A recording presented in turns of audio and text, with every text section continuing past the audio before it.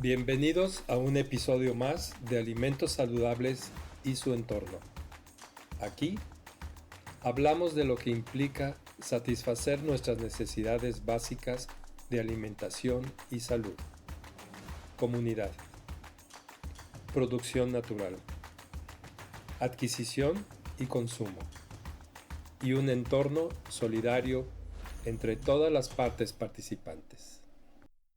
Hola amigos, este es el tercer podcast. Seguiremos hablando de los alimentos saludables y la comida chatarra. Queremos crear una biblioteca por temas. En este caso, el tema es definir claramente qué son los alimentos saludables y cuáles no lo son. Así en el futuro podremos tener disponible esta información para revisarla y recordarla cada vez que sea necesario. Llamamos comida a cualquier cosa que podamos introducir en nuestros cuerpos. Eso no es lo importante, el que entre, sino que al hacerlo se quedan sustancias en nuestro cuerpo que son absorbidas por este y que se distribuyen en todo nuestro organismo. ¿Sabes tú qué sustancias quedarán en tu cuerpo con la comida que tú estás introduciendo día a día? Hoy hablaremos de comer y comida, nutrición, sustancias que degradan nuestro cuerpo y hasta nos pueden intoxicar. Comenzamos entonces. Comer. Llamamos comer al hecho de lograr introducir a nuestro cuerpo cualquier cosa que se pueda mascar, tragar o beber, indiscriminadamente. Comida. Llamamos comida a todo esto que logramos comer e introducir en nuestro cuerpo, independientemente de que eso nos nutra o nos intoxique, independientemente del origen de esa comida. Sin embargo, hay diferencia entre comer y alimentarse. ¿Conoces la diferencia? Lo que esa comida impregna en nuestro cuerpo, lo que contiene, lo que se distribuye en nuestro cuerpo. Esto es lo fundamental. El tipo de sustancias contenidas en lo que comimos. Aquello que nuestro sistema digestivo absorbió en el proceso y distribuyó por todo el cuerpo, a través de la sangre y llegando hasta los tejidos, a los órganos, incluso hasta cada uno de los millones de células que nos forman. Lo que eso que llegó ahí haga en nuestro ser, en nuestro cuerpo físico, en nuestra psique, en nuestro pensar, determinará el efecto positivo o negativo que ese alimento, o esa comida más bien, habrá tenido efecto en nosotros. ¿Qué es entonces lo que determina el efecto que esa comida tenga en nosotros? El tipo de componentes o sustancias que forman esa comida. Una de esas sustancias, o todas ellas, pueden ser nutrientes. Con ello estaríamos contribuyendo a construirnos física, emocional y mentalmente. Pero también estas mismas sustancias u otras pueden ser tóxicas. Y esto no se refiere exclusivamente a que nos envenene, sino que implica un efecto negativo, es decir, degrada de alguna forma nuestro cuerpo. Por ejemplo, existen sustancias, cuando las ingerimos, el efecto que tiene en nuestros huesos es de descalcificarlos. Hablemos ahora de los nutrientes. Cuando la comida nos nutre, por su contenido, decimos que nos alimenta. Y a ello le llamamos alimentos. Los alimentos que nos nutren contienen los siguientes nutrientes. Carbohidratos, aquellos que proveen energía para nuestro cerebro y nuestro sistema nervioso. Proteínas, con ellas construimos y reponemos los tejidos de nuestro cuerpo. Lípidos o grasas, es energía que nos sirve para transportar vitaminas y llevar a cabo funciones hormonales. Vitaminas, regulan las funciones biológicas en nuestro cuerpo y construyen la inmunidad en nuestro sistema. Minerales, forman los tejidos, los huesos y facilitan la síntesis de hormonas. Líquidos, transporte de nutrientes, hidratación. Fibra, regula el tránsito intestinal y promueve la saciedad. La comida que no solo no nutre, sino que además contribuye a degradar nuestro cuerpo, que nos costó trabajo construir a base de alimentos, esa comida está elaborada principalmente con alguno de estos nutrientes, pero carece de la mayoría de los demás. Un ejemplo es esta comida industrial o las botanas y toda la chatarra, que se basa mayormente en carbohidratos, en grasas y azúcares. El problema es que carbohidratos son de cadenas cortas, podríamos decir que son de baja calidad o incluso altamente modificados. Resumiendo lo dicho hasta ahorita, por regla general, en los alimentos naturales encontraremos la mayor cantidad de nutrientes, pero también la mayor diversidad de esos nutrientes. Por el contrario, en la comida sintética, aquello que no es de origen natural, sino que fue fabricada industrialmente para poder producirla en cantidades ilimitadas por razones económicas, esa comida sintética es muy pobre o a veces hasta nula en contenidos de nutrientes. En contraparte a los nutrientes, existen los aditivos y los coadyuvantes que encontramos en la mayoría de la comida sintética, fabricada industrialmente. Ese es otro problema que enfrentamos hoy en día. Hagámonos las siguientes preguntas. ¿Qué son los aditivos y los coadyuvantes? ¿Para qué se usan? ¿Qué efectos tienen en nuestros cuerpos? ¿Qué son? Sustancias químicas fabricadas sintéticamente. Las más comunes y de mayor uso hoy en día provienen de la petroquímica. Así es, son derivadas del petróleo. ¿Para qué se usan los aditivos y los coadyuvantes en la fabricación de comida? Aclaremos primero que los alimentos naturales no contienen estas sustancias sintéticas. Básicamente es la comida fabricada industrialmente las que los contiene. Y es evidente que esa tendencia nos lleva, o a esta civilización nuestra, a aumentar su uso y diversidad en la fabricación de esta comida sintética. ¿Qué uso tienen? Los principales son conservadores, para un mayor rango de comercialización a lo largo de mayor tiempo, pero también en un espacio físico, geográfico mayor. O sea, para poder transportar y llevar esta comida a mayores lugares sin que ésta se descomponga, se eche a perder.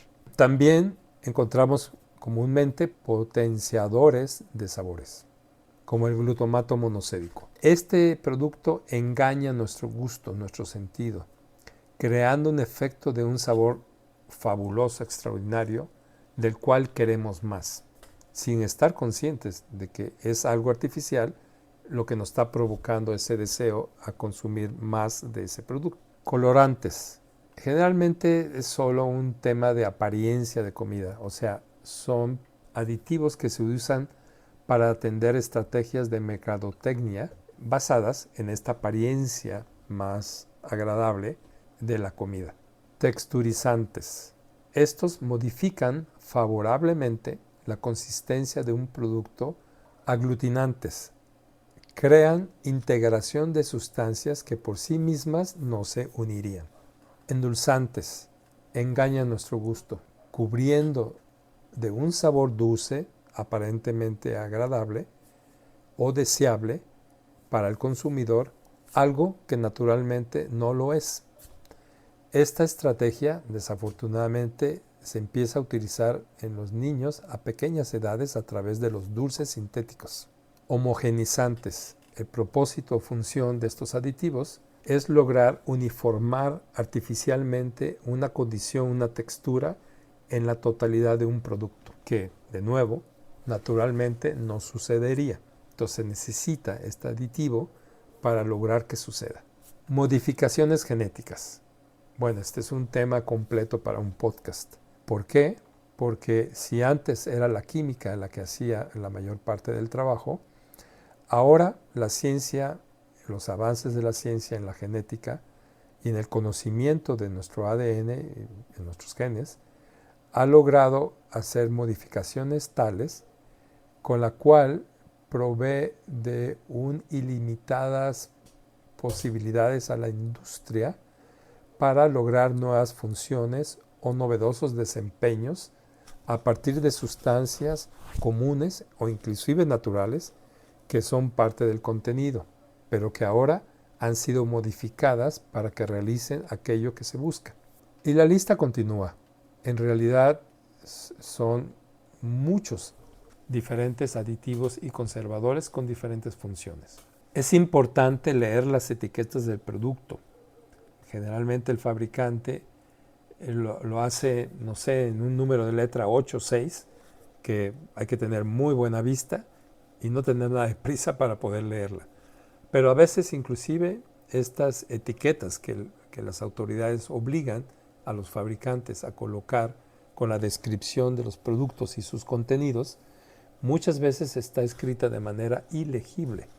Por ejemplo, he visto frascos de líquidos que en lugar de aparecer afuera en la etiqueta, la ponen en la etiqueta, pero solamente la puedes leer desde atrás de la botella, a través del líquido, porque está en la parte trasera de la etiqueta pegada al vidrio. En ocasiones también no están visibles. Por ejemplo, en los chocolates, sobre todo estos que se vienen de Estados Unidos, tienen un doblez en la etiqueta que cuando se dobla hacia adentro, en esa parte que queda escondida, ahí muchas veces van esta descripción de los ingredientes. Entonces tienes que voltearlo. Yo me he topado que inclusive el cajero, cuando vas y pagas algo de esto, quiere leer el código para poder cobrarlo y no lo logra y tiene que estar moviendo la etiqueta y volteándola para que pueda leerlo. En estas etiquetas aparece el número de aditivos y de coadyuvantes y los nombres, obviamente, que se contienen en el producto que estamos leyendo. Vamos a hacer un ejercicio de ejemplo. En casa se hizo un pastel, se quiso comprar una crema batida por el sabor para hacerlo más atractivo y se compró una que viene en un frasco de metal que lleva un gas adentro, que puedes apretar el pico que le sale para que sea pulsada la crema. Lo que hice hoy fue comprar una segunda, porque esta que compró mi esposa pues tiene pocos ingredientes y los que tiene la mayoría son naturales. Se puede parecer a la crema batida que uno puede hacer en casa. En este caso ambas muestras que voy a describir son de fabricación industrial. No voy a mencionar las marcas. Te voy a pedir que cuentes los ingredientes que nombraré de cada una. Además te pregunto, ¿cuántos conoces de estos ingredientes que nombraré? Cuando los oigas, piénsalos. Este lo conozco, este no, sé qué es, no lo sé. Y la siguiente pregunta es, ¿para qué están en la crema batida? Producto 1 es la aparentemente menos sintética de las dos que nombraré. Esta empieza enumerando la crema entera de leche de vaca. La segunda es azúcar de caña. El siguiente ingrediente es jarabe de maíz. No especifica si es de alta fructosa, generalmente lo son. Leche descremada, glicéridos, monoglicéridos y diglicéridos, son dos. Carragenina, saborizante natural, no especifica cuál es. Y como es esta lata con un dispensador tipo aerosol, se requiere de un gas que expulse la crema cuando se aprieta el dispensador. Este gas, en este caso, es óxido nitroso. Claramente, en este caso, ese gas no se va a inhalar, no se consume, solo sirve para expulsar el producto de la lata, no entra, uno no lo ingiere, y se va a la atmósfera. Esta crema batida, como ustedes habrán contado, contiene 8 ingredientes. ¿Cuántos de estos ingredientes conoces? ¿Cuántos no? De estos que fueron nombrados, ¿de cuáles conoces su uso dentro de la receta? Por ejemplo, la crema, el azúcar, el jarabe, la leche, pues más o menos se entiende, ¿no? Por el tipo de producto que es. Pero los glicéridos, La carragenina, ¿conoces para qué sirve? Producto 2. El primer ingrediente listado es crema. No hay especificación qué tipo de crema ni si es entera o no. Simplemente dice crema. Siguiente, leche rehidratada. Carragenina. Siguiente, fosfatos. Continúa con carboximetil celulosa. Goma guar, goma xantana, sorbato de potasio, ácido sórbico, benzoato de sodio, nuevamente glicéridos mono y diglicéridos, alginato de sodio, carbonato de sodio, natamicina. En este producto son 15. De estos 15, ¿cuántos te son conocidos? ¿De cuántos conoces qué función tienen en esta fórmula de elaboración de crema batida? Leyendo esta lista de los 15 componentes de la crema, yo puedo entender que los dos primeros, que son crema y leche rehidratada, son los componentes de este producto, son los principales componentes de este producto, o los únicos. Pero que los 13 siguientes, no. Carragenina, fosfatos, carboximetil, celulosa, gomas, sorbatos, ácidos, en fin, no les veo cómo pueden formar la crema. No creo que componen la crema. Entonces concluyo que son aditivos y coadyuvantes. No sé qué hacen estos aditivos, qué función tienen dentro de la crema, pero puedo concluir, sin necesidad de todavía profundizar más, que si no forman parte de la crema, no son necesarios, por lo menos para la receta, porque comparo con la primera crema y puedo ver que coinciden un poco en el tipo de producto que usan y que podríamos decir que esos son compartidos en la formulación del producto. Pero los otros 13 no aparecen en la primera crema, por lo tanto, concluyo que no son necesarios para hacer crema batida.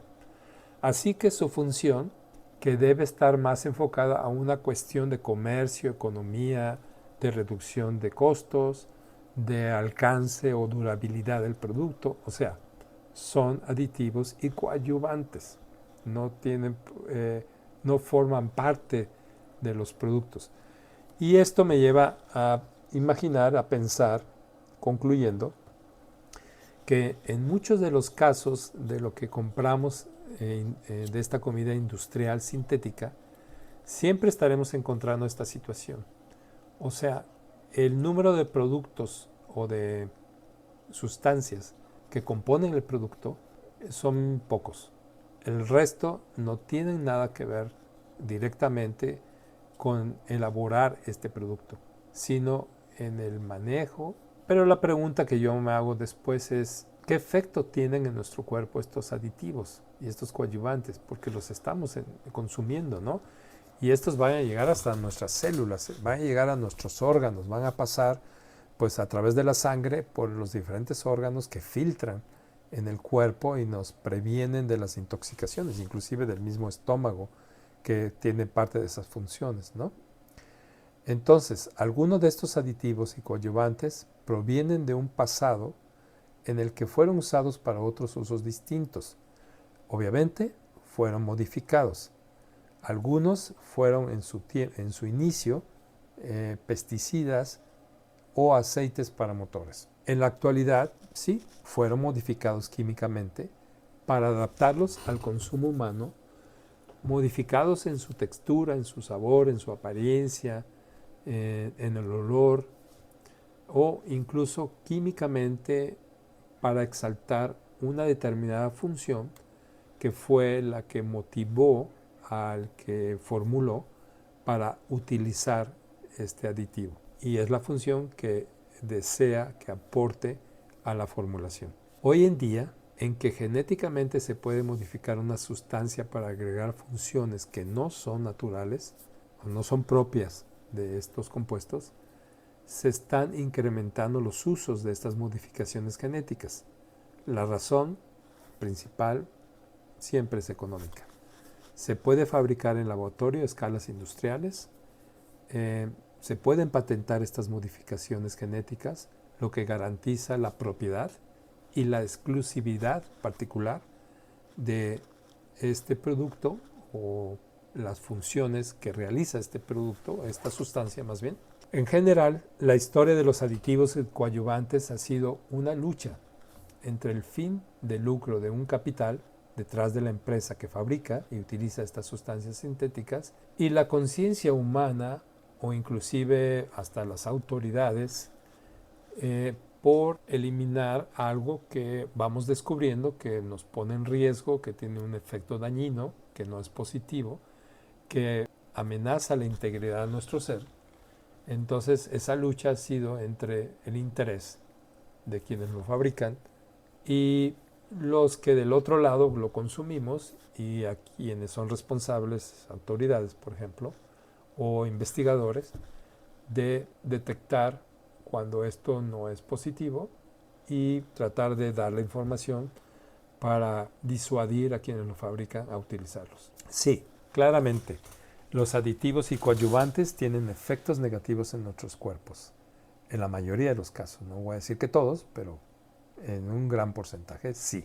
Pero esto es mayormente porque los orígenes de estos aditivos y coadyuvantes no son naturales, sino sintéticos, como mencioné hace un momento.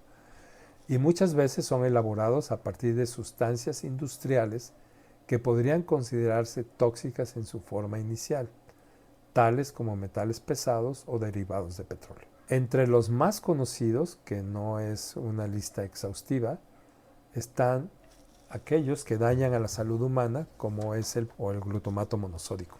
El aspartame y la sucralosa. El aspartame pues es un endulzante, igual que la sucralosa. Hoy la sucralosa vino a sustituir al aspartame, aunque se sigue usando, pero simplemente la sucralosa se volvió ya comercialmente mucho más extendido su uso en todo el mundo, no solamente en México, sino en todo el mundo. Y el problema de ambos es que estos, según investigadores, pueden convertirse en riesgos tóxicos en la cocina cuando reaccionan, por ejemplo, a altas temperaturas al cocinarse o en interacción con sartenes de acero. Eso provoca que se transformen en compuestos altamente tóxicos, dioxinas principalmente. Claro, así como hay estudios que dicen esto, pues habrá otros estudios que estas mismas industrias elaboran para demostrar que no, que son benignos, que no hacen inocuos, que no hacen daño, pero por si acaso, preferible no consumirlos. Además, ambos tienen un impacto negativo a nuestra biología intestinal. Pueden destruirla o contribuyen a destruirla. Entonces, la pregunta, ¿qué puedo hacer para no ingerir sustancias que me dañan, que vienen en los alimentos? Obviamente que esto es un tema de información, de conciencia, de educación, de conocimiento, de interés, de discernimiento, etc. Allá afuera hay activistas, investigadores, gente que de alguna manera estuvo conectado a estos procesos y que conociéndolos ha preferido hablar claramente cómo es la situación y no esconderla. Hay activistas denunciando estas situaciones, exigiendo, luchando para que sean eliminadas por las autoridades de la comida que estamos ingiriendo día a día, sobre todo en las ciudades donde no hay muchas posibilidades o por lo menos no están tan disponibles la de los alimentos nutrientes. ¿Qué puedes hacer? Pues uno es unirte a toda esta serie de actividades, pero si no eres una persona activista o no es de tu interés hacer esto, hay una solución mucho más simple y accesible para ti. Aprende a discernir entre los productos. Esto quiere decir que hay que comprender qué cosa es un alimento natural o saludable y qué cosa es una comida sintética, también llamada comida chatarra, ¿no? Distingue entre ambas. O sea, primero tienes que saber qué son, por qué se les llama así y qué es lo que pasa con ellos, para entonces aplicar tu discernimiento. A mí me pasa muy seguido que cuando viajo, pues de repente sí tengo hambre y me paro en un Oxxo, entro y le doy la vuelta porque es lo que muchas veces hay en las carreteras, ya no hay los changarritos de antes ni los puestos de comida como normalmente hubo en otras épocas. Pero yo entro al Oxxo, le doy la vuelta 2, 3 veces y me vuelvo a salir y no consumo nada. Porque, pues, ¿qué hay? pues comidas sintéticas, todo lo que hay ahí. Y pues trato de ver si ahora esta vez puedo encontrar algo que me llame más la atención o que al menos sienta yo que no tiene mucho producto sintético, sino algo un poquito más natural. Pero pues no. O sea, hay unos que aparentan hacerlo y hasta te venden etiquetas y cosas que visiblemente o visualmente aparentan esto. Pero si te pones a observarlos un poquito más e inclusive a leer los ingredientes, uno se da cuenta que no, es solo apariencia. Realmente no lo están haciendo. No es en el Oxxo donde vamos a encontrar ese tipo de alimentos naturales. Bien, entonces discernir es algo importante, pero para eso tenemos que tener información que nos permita tomar estas elecciones. Por supuesto que la búsqueda es que elijas entre dos opciones, comer alimentos naturales o comer comida sintética industrial de origen global. Comer alimentos naturales es comer saludablemente, es nutrirte, pero además es disfrutar de sabores únicos, agradables, placenteros. Enfócate en conseguirlos y en elegirlos para ti y para tu familia. ¿Qué más puedo hacer? Educarte, buscar, investigar, conseguir información relacionada a este tema de los alimentos saludables y la comida sintéticamente modificada. Básicamente es crear conciencia sobre lo que estás comiendo, o sea, poner tu interés, tu atención, tu enfoque en ello. Es que, ahora sí que como dicen, donde pongo el ojo pongo la bala, es básicamente la conciencia, la intención es lo que hace. Si te enfocas en ello y apuntas a ello, pues la información irá fluyendo hacia ti porque la estás buscando. Pero si no te interesa y simplemente te das la vuelta y te sigues a hacerlo en tus ocupaciones diarias, probablemente no va a llegar mucha información a ti. Discernir entre lo que nos construye y lo que te destruye o nos destruye o degrada. Bien, resumiendo, ¿de qué hablamos hoy? ¿Qué es comer? Diferencia entre comer alimentos o comida. Que lo que comemos puede nutrirnos, por lo tanto construirnos, pero también puede degradarnos, llevándose todo lo bueno que nos ha tomado años construir, para incluso llegarnos hasta el punto de una intoxicación. ¿Qué nutrientes recibimos cuando nos alimentamos correctamente? ¿Qué aditivos y coadyuvantes se usan en la fabricación de comida sintética? ¿Por qué se usan? ¿Para qué se usan?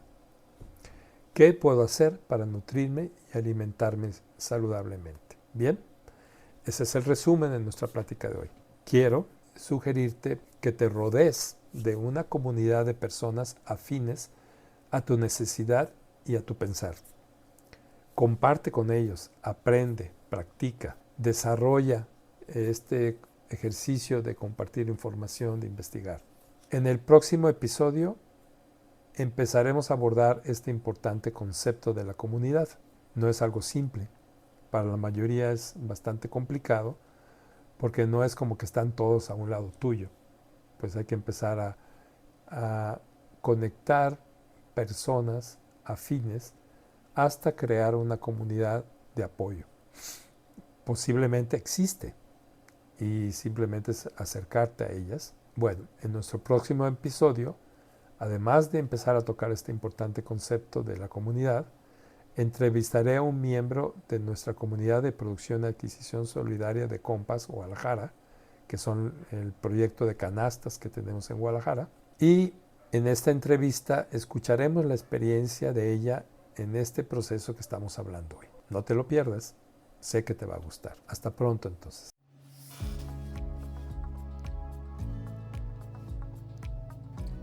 Escúchanos nuevamente el próximo lunes a las 9 a.m. en el siguiente episodio de Alimentos Saludables y su entorno. Compártenos tu sentir y pensar escribiéndonos y enviando un comentario a lo hablado hoy. Marca que te gustó este episodio.